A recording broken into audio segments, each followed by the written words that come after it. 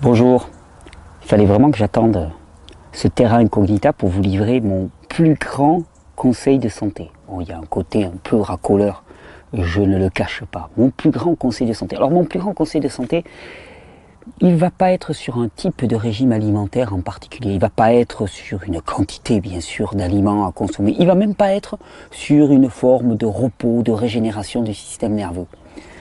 Mon plus grand conseil de santé, il touche un point qui est crucial chez l'humain, qu'on appelle la soumission à l'autorité.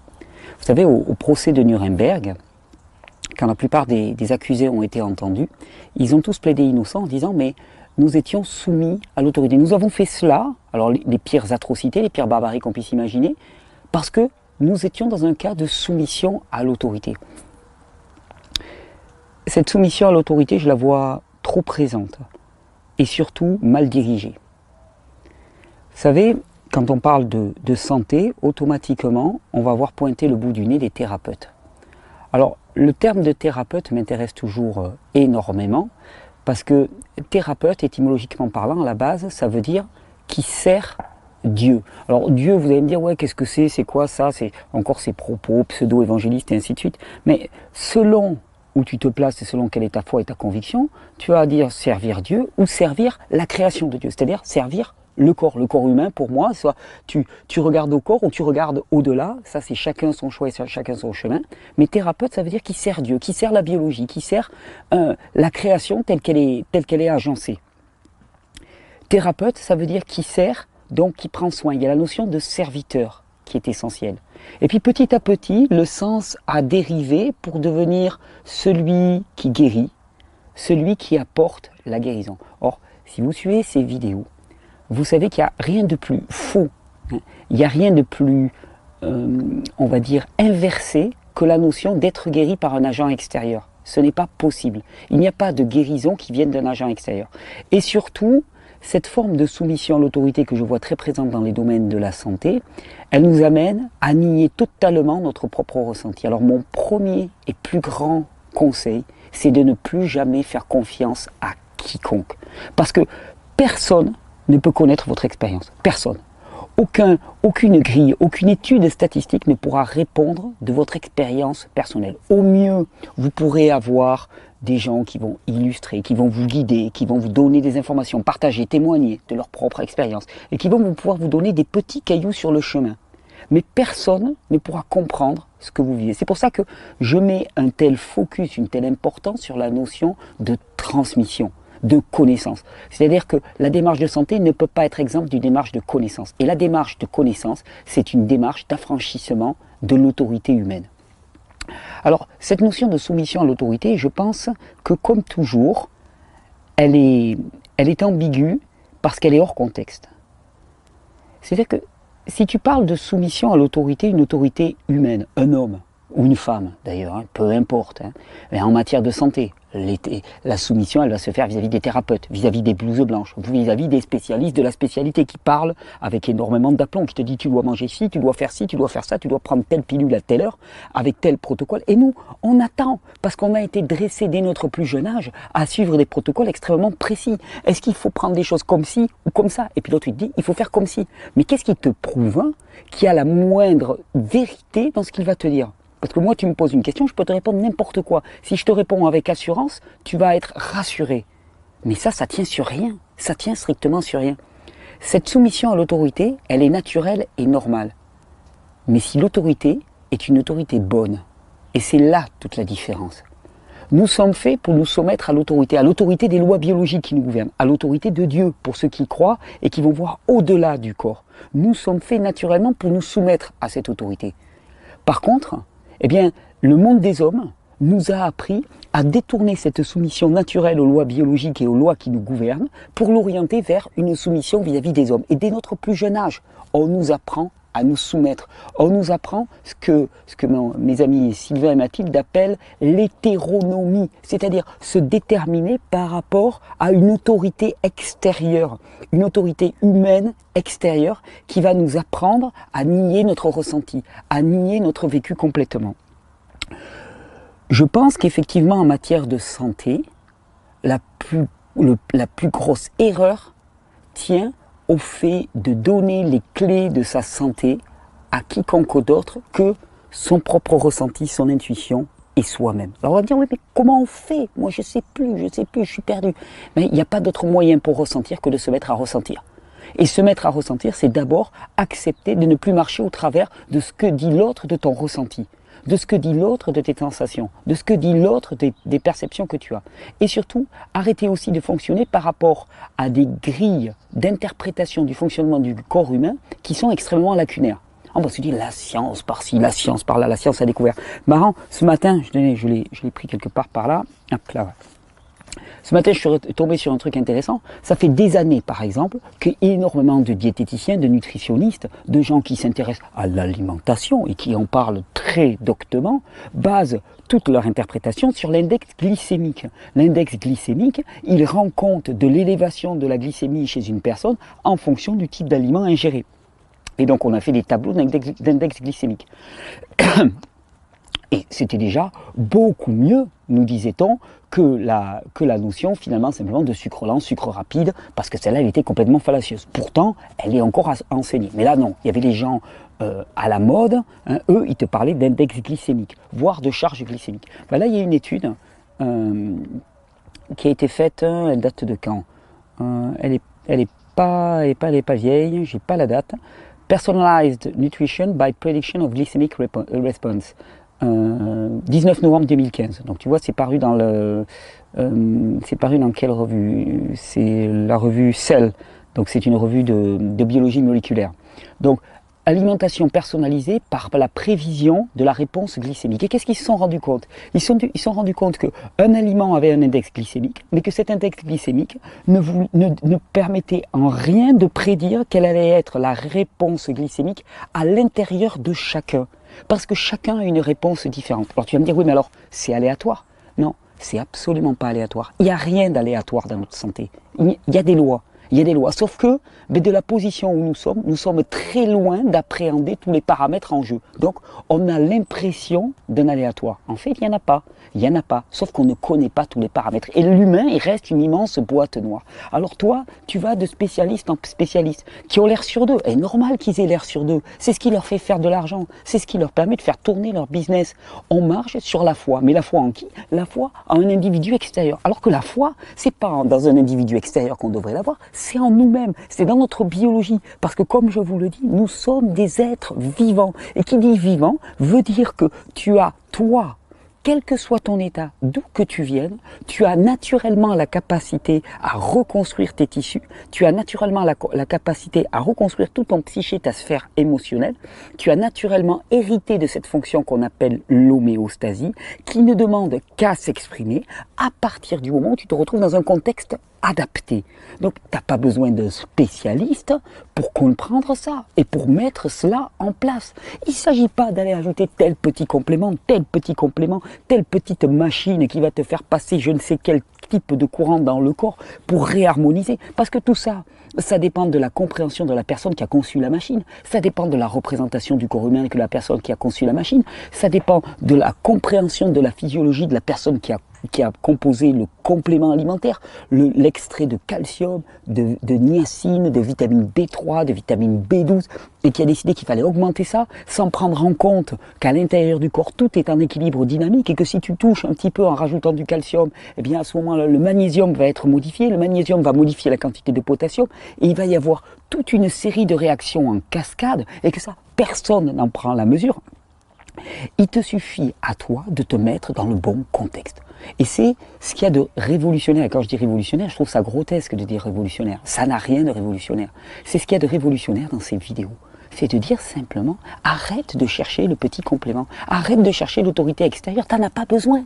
T'en as pas besoin parce que tu es vivant. C'est pas comme si tu avais à aller chercher auprès de quelqu'un ton caractère vivant, à aller le gagner auprès d'un spécialiste. Tu l'as. C'est acquis. Ça t'est donné. Et c'est pas la foi en un thérapeute quelconque qu'il faut avoir, c'est la foi dans la capacité de ta nature d'être vivant à se restaurer. Et que si pour l'instant ça ne se manifeste pas de manière adéquate, eh bien il faut prendre la base de l'équation, c'est-à-dire tout système laissé à lui-même retourne spontanément à l'état d'équilibre à partir des éléments qu'il va venir puiser dans son environnement. Et ça, tu n'as pas besoin de spécialiste pour le comprendre.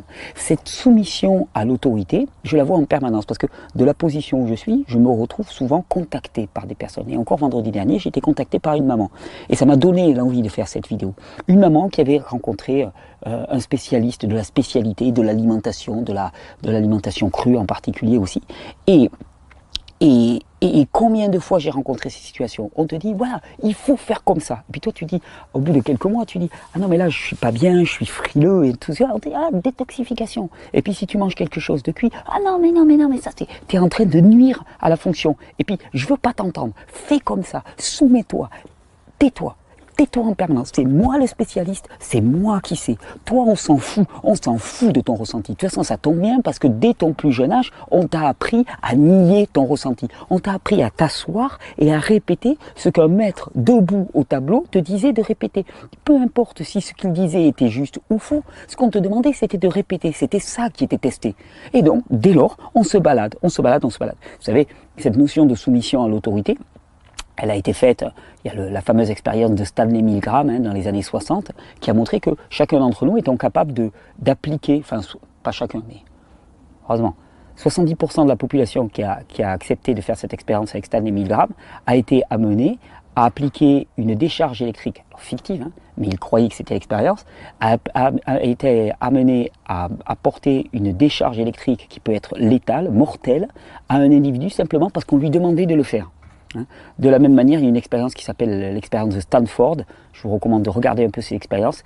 On appelait ça aussi l'expérience Lucifer, c'est pour dire, dans lequel on a montré que n'importe quelle personne pouvait se transformer en bourreau en quelques jours, simplement, à partir du moment où on lui en intimait l'ordre. Cette dimension de soumission à l'autorité, c'est la plus grosse déviance qu'on nous ait faite. C'est-à-dire qu'on nous a appris à nous soumettre à une autorité humaine qui change sans cesse et qui exerce son pouvoir sur nous, et non pas à nous soumettre à une autorité qui est plus grande que l'humain, c'est-à-dire le corps, la biologie en ce qui concerne la santé, Dieu si vous êtes croyant, peu importe, en tout cas à se soumettre à cette autorité-là.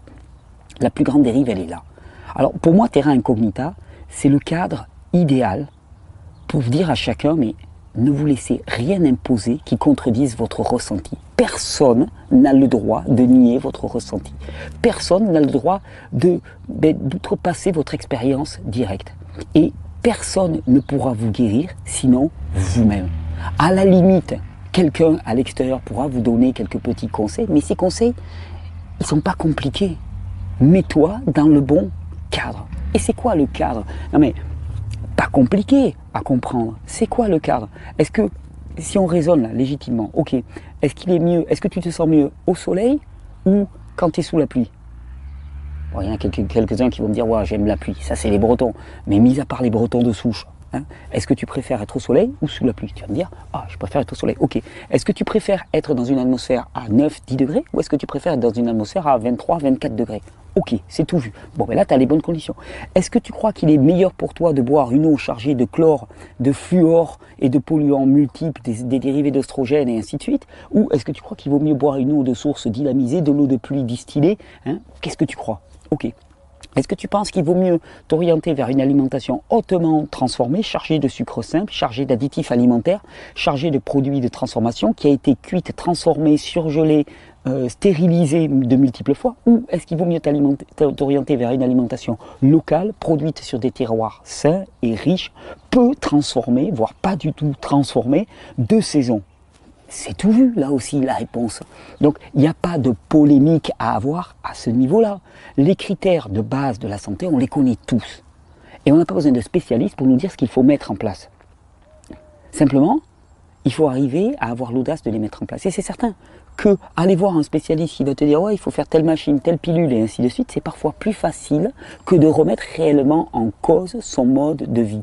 Le fait qu'on habite dans un appartement cerné par le Wi-Fi, le fait que nos pieds ne touchent rien d'autre que du bitume toute la journée, le fait que l'air que nous ingérons est chargé de résidus d'hydrocarbures. Ça, c'est ça le vrai problème. Et on n'a pas besoin de thérapeute pour ça. On n'a pas besoin de spécialiste de la spécialité pour ça. Cette connaissance-là, on l'a tous absolument, définitivement. La soumission à l'autorité, c'est la plus grande maladie. Parce que l'autorité, elle n'a pas intérêt à ce que tu sois en santé. Donc dès lors, si tu te soumets à l'autorité, une autorité qui n'a pas d'intérêt à ta santé, parce que la santé ne crée pas de richesse, ce qui crée de la richesse, c'est la maladie, eh bien si tu comprends ça, tu comprends que tu n'as aucun intérêt à te soumettre à quiconque.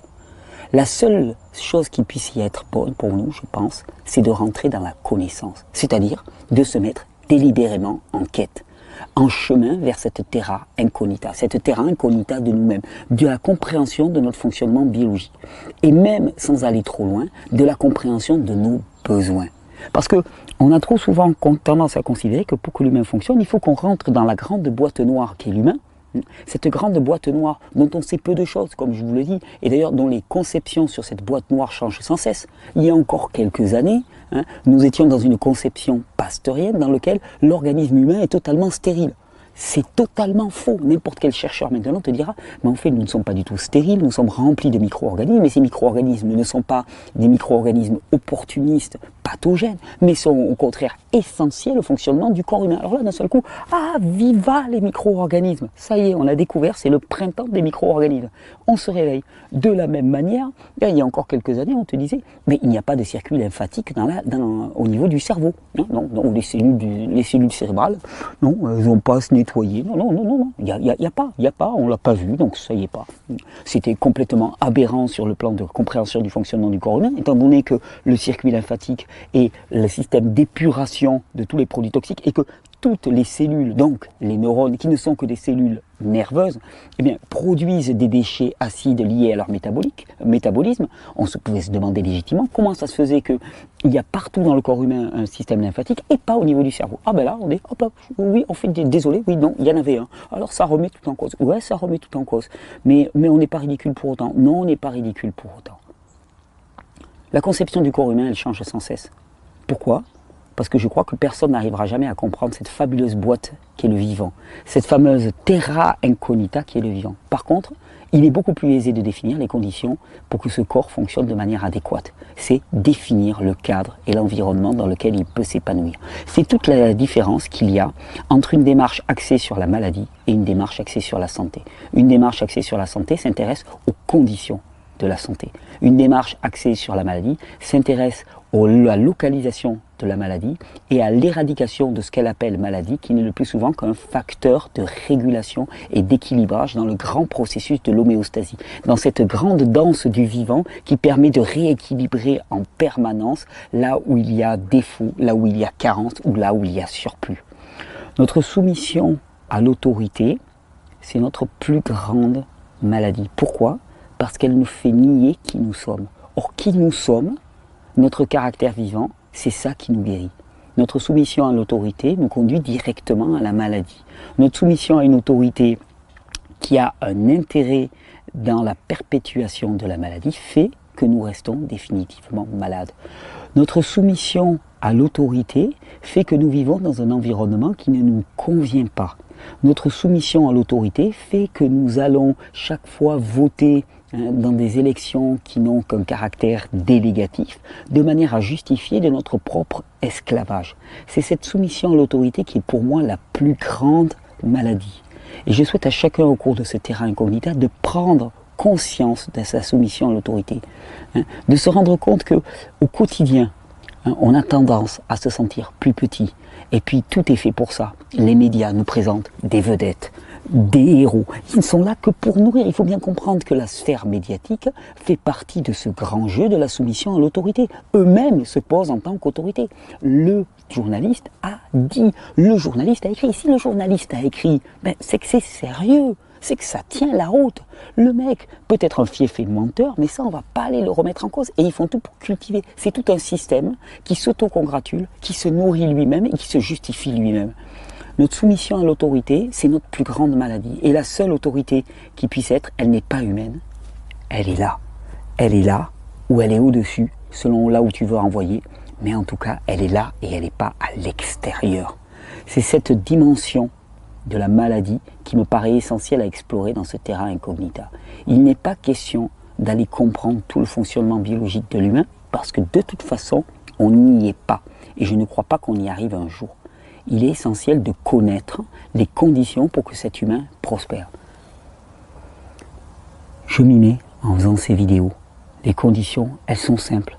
Soleil, repos, activité, créativité, groupe humain, alimentation qui est riche, diversifiée, vivante, chargée en micronutriments. C'est pas compliqué.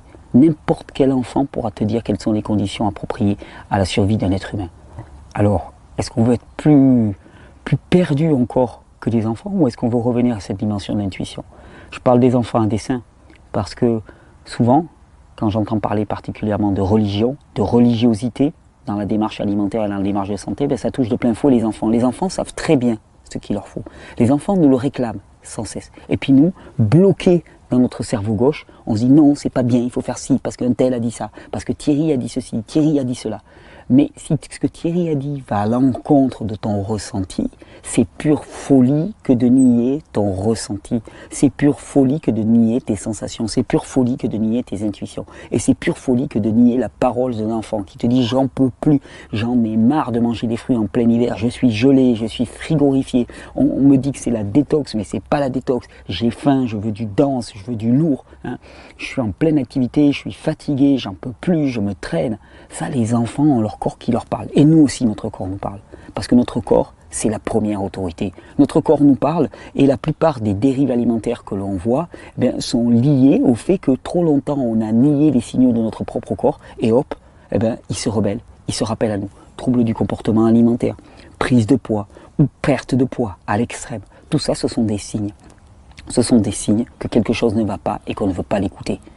Alors, mon plus grand conseil de santé pour ce terrain incognita, c'est d'observer en nous cette soumission à l'autorité et d'arriver à la questionner sans cesse. Arriver à se rendre compte que le roi est nu, mais que personne ne veut le dire. Le roi est absolument nu.